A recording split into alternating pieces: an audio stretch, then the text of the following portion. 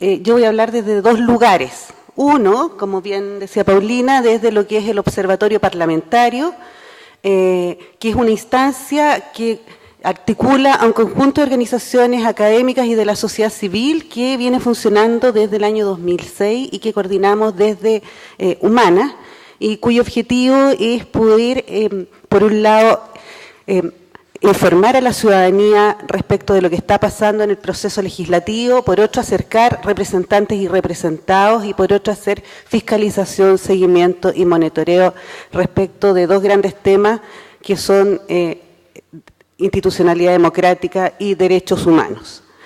Y desde el propio trabajo que hace Corporación Humanas como ONG feminista que promueve y defiende los derechos humanos de las mujeres en Chile y América Latina, en este proceso. Me hace mucho sentido desde los dos lugares lo que planteaba en el panel anterior la compañera Manuela Ramos respecto de lo que es el proceso o la ruta de la incidencia y lo difícil que ha sido para las ONG poder ingresar en este espacio. Y lo digo porque ahí yo, cuando vaya respondiendo un poco a las preguntas, voy a diferir de lo que decía María Antonieta respecto de la manera que tiene el Congreso de acercarse a la sociedad civil y viceversa.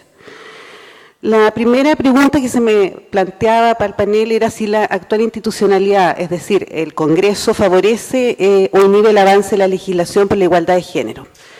La verdad es que hay múltiples formas de responderlo y yo me voy a tomar de dos puntos. La primera es decir que no favorece, porque hoy día el sistema legislativo en Chile es de tal excesivo presidencialismo que la verdad es que quien impone los ritmos, los tiempos, los momentos y los debates legislativos en Chile es el Poder Ejecutivo. Dentro del trabajo que hace el observatorio, el año 2010, por ejemplo, ingresan al Congreso, entre Senado y Parlamento, 576 proyectos de ley, en total durante un año. Esto es una cifra baja, el promedio anual de ingreso de proyectos por el Ejecutivo y por los propios parlamentarios está alrededor de 660 más o menos. Ahora, de estos proyectos, el 82% de este total fueron presentados por mociones entre diputados y senadores. Y solo el resto, y solo un 18% fueron mensajes presidenciales. Es decir, que esto es además una tónica que es permanente cuando nosotros venimos mirando desde el 2006, del 90 en adelante, es decir, el 90% de lo que se presenta, y esta es una cifra baja porque en general está sobre el 85%, son mociones y el mínimo es lo que presenta el presidente, el Poder Ejecutivo. El punto es que a la hora de legislar estas cifras se revierten. Casi más del 82% de lo que se legisla o que termina siendo ley han sido las mociones presentadas por los proyectos presentados por el Ejecutivo, y un muy bajo porcentaje son aquellas que presentan los legisladores. Y eso a nosotras nos parece que es bastante grave en términos de que conocemos además que quienes tienen más sensibilidad, la mayoría de las veces, para presentar temas en materia de igualdad de género son los senadores que el propio Poder Ejecutivo, cuyos temas son más estructurales y van por otra línea. Durante el 2010, también tenemos claro que la mayoría de los proyectos que presenta el Ejecutivo lo hace a través de la Cámara Baja, más que del Senado, porque se inicia, se supone, en Chile el proceso a través de la Cámara Baja, luego va al Senado, etc. Un segundo problema que tenemos, aparte del excesivo presidencialismo, es la lenta tramitación que hay hoy día en Chile, o sea, partir por la Cámara Baja, hacer todo el proceso de las comisiones, lograr terminar una votación, irse al Senado. Si el Senado modifica cualquier cosa que la Cámara de origen inició, nos vamos a comisión mixta, y por tanto el promedio de las legislaciones que no tienen la urgencia o que no son de consenso nacional, como los temas más graves, resulta que terminan en promedio 6 o 7 años para ser legislados, y eso, piensen cuánto nos hemos demorado y todavía no termina el proceso de legislación de la ley contra la discriminación, por ejemplo. Está desde el 2005 y a la fecha valoramos que se haya votado en el Senado, pero eso no ha dicho que todavía tengamos la ley. Hoy día se está en debate si va a comisión mixta, si la comisión mixta le va a hacer alcance, si va a cambiar, etcétera, etcétera. Y eso es un tremendo... Ahora, durante el 2010, yéndonos al tema más de género, si uno mira, se presentaron, del total de proyectos que yo le decía 576, 65 proyectos buscaban regular las consecuencias derivadas del terremoto y posterior tsunami. De ellas, 15 fueron presentadas por el Ejecutivo, 30 por diputados y 20 por senadores y senadores. O sea, un importante conjunto tuvo que ver con la coyuntura, que sabemos que es importante, que es vital, pero si uno mira el proceso legislativo, la verdad es que está cargado de coyuntura. O sea, los mineros caen, o sea, 50 proyectos de ley para regular eso. Ocurre otro hito, 60 proyectos de ley. Y eso va virándose que el proceso legislativo en Chile es profundamente coyuntural. No está mirando a largo plazo ni los grandes problemas. Si es educación es porque está el movimiento estudiantil hoy día, pero no es porque sean proyectos que hayan venido de antemano en la mayoría de las veces. Ahora, durante el 2010 se presentaron solo 8 proyectos sobre el derecho a la protección y la familia. Pensemos que en Chile, donde más se legisla en materia de igualdad, es en protección a la familia. Y ya el 2007 solo 8. 4 referidos a la integridad física, psíquica y sexual, 4 derechos sexuales y reproductivos y 2 sobre igualdad y no discriminación, de los cuales ninguno, por supuesto, ha ocurrido nada, están en debate. El segundo problema que nosotras vemos, aparte del excesivo presidencialismo, es el problema de la subrepresentación de las mujeres. Y eso efectivamente inhibe la posibilidad de tener legislación desde la perspectiva de género o que nos den mayores derechos a las mujeres. Nosotros hicimos un estudio que no lo quise presentar porque lo hemos presentado hartas veces como Humanas, desde el 90 al 2008, cuánto había sido la legislación en materia directamente de igualdad de género. Y del total de proyectos presentados en el periodo, que eran 6.138, solo un 4,3% de los presentados correspondía a temas de género. Y dentro de eso, el 80% era protección a la maternidad.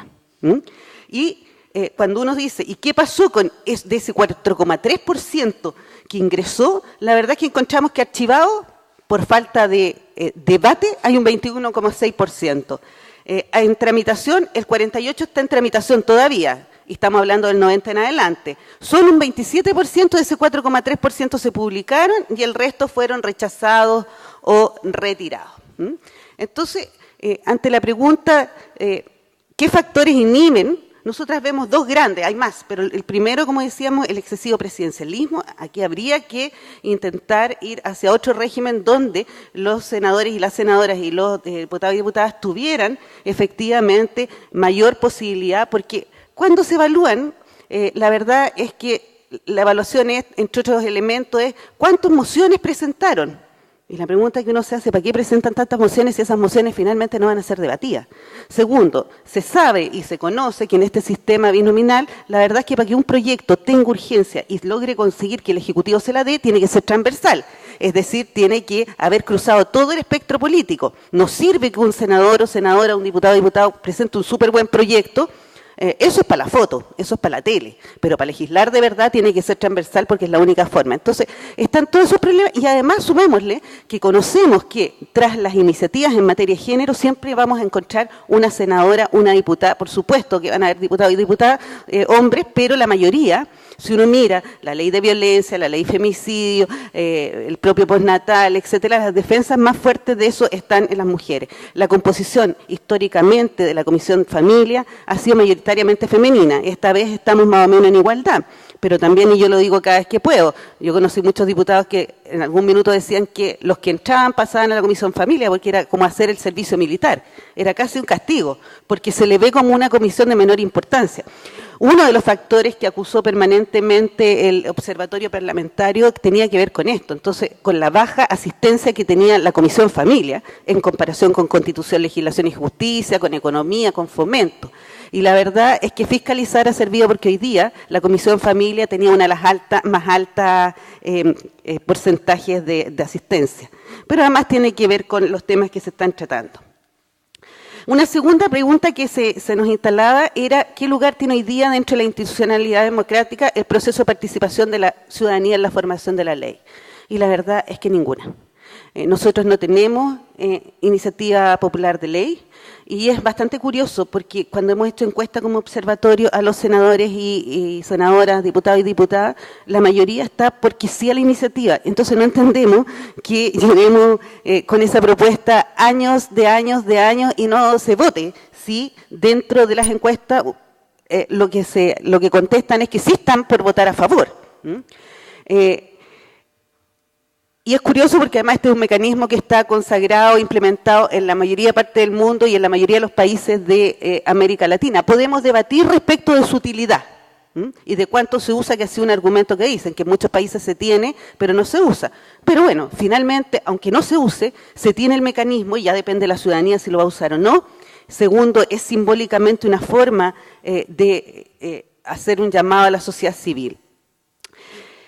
Tampoco hoy día existe un derecho para la ciudadanía a intervenir en el proceso legislativo, en tanto no existen mecanismos efectivos y democráticos para esta participación. Lo que existe es que, y por eso yo difiero de la diputada Sá, que dice que el proceso legislativo es a través de un diputado o diputada, no. El proceso legislativo, el Congreso es una institución y tiene reglamento. El Senado tiene un reglamento y la Cámara de Diputados tiene un reglamento.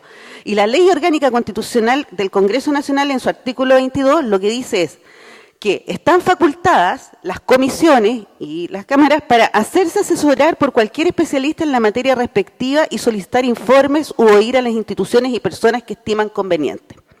Ahora, eso que es así, y efectivamente tienen esa posibilidad, no es una obligatoriedad, no tiene un mecanismo de selección a quién se invita, cómo se invita, que sea transparente y efectivo. Entonces queda el árbitro, y uno lo ha visto, en las comisiones que alguien dice a mí, yo quiero invitar a tal organización, y salta al otro lado y dice yo quiero invitar a tal persona, pero no hay criterios detrás respecto de esta invitación. Y esto nosotros veníamos señalándolo hace muchos años, porque la verdad es que lo que uno mira cuando hace una revisión de quiénes se invita en las distintas comisiones, porque además hay comisiones que efectivamente reciben, la mayoría hoy día yo diría está recibiendo, pero durante el año 2010, la de obras públicas, no me acuerdo cómo se llama, no recibió a nadie, las de economía en general a nadie, educación por supuesto, familia también, y depende también el tema y la coyuntura que tenga en la ciudadanía con la capacidad de recibir. Pero si uno mira desde el 2006, por lo menos que nos hacemos cargo nosotros a esta fecha, lo que más se reciben en las comisiones eran los organismos empresariales y los think tank políticos, y prioritariamente los think tank políticos de derecha. La Iglesia tiene una fuerte, en la mayoría de lo que tiene que ver con los temas nuestros, la primera invitada es la Iglesia, es una cosa impresionante, y las iglesias ahora a esta altura,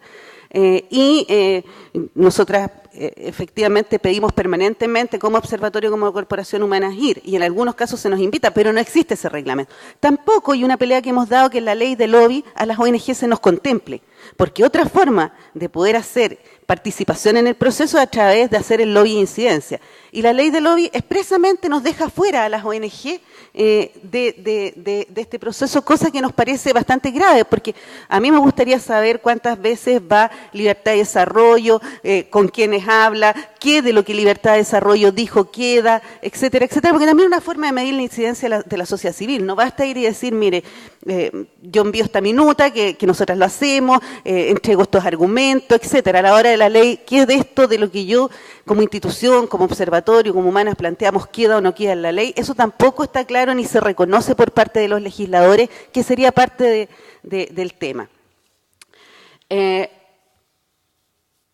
Respecto de, me voy a saltar una pregunta por el tiempo, ¿cuáles serían las sugerencias para una relación más integradora con la sociedad civil y el Parlamento? Lo primero, que exista la iniciativa ciudadana de ley. O sea, creemos que eso es el mecanismo vinculante y real.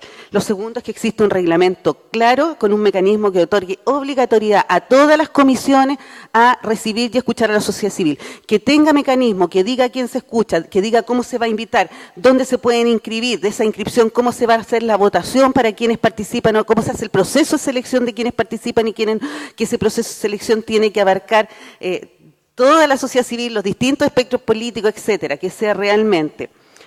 Creemos que hay que incorporar en la ley de lobby a las ONGs, que también las ONGs que vamos y hacemos incidencia tenemos que quedar inscritas en un registro, tiene que saber con quién se habló cada una.